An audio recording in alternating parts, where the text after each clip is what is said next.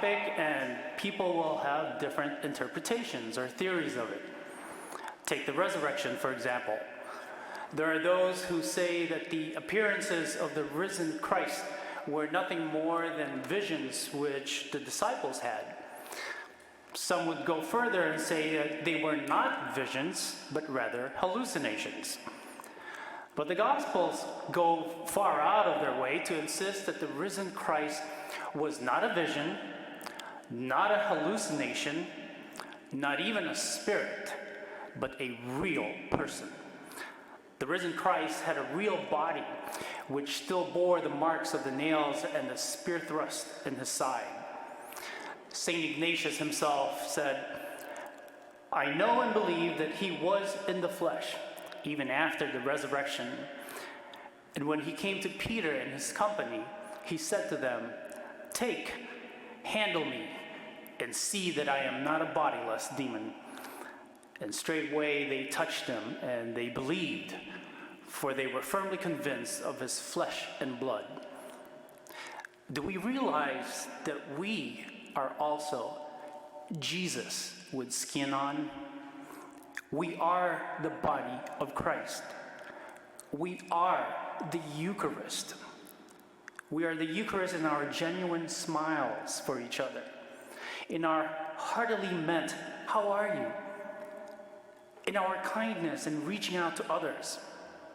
We are Jesus with skin on when we receive someone who is hurting or lost or abandoned or neglected. We are the Eucharist in our empathy and compassion and in our forgiveness of someone who has hurt us. When we spiritually and physically unite ourselves with Jesus in the Blessed Sacrament, we are to be completely transformed into his likeness. We are renewed in our commitment and desire to follow him wherever he may lead. We become living channels of his grace and mercy to the world. So this Easter week, try casting your net on the right side of the boat. Stop fishing in dark waters that leaves you dissatisfied or feeling empty or helpless and isolated. Cast your nets instead in the waters of generosity, mercy, and kindness. And look for ways you can help and alleviate the pain and grief of others, even in the simplest and most ordinary ways. Perhaps like offering a simple meal.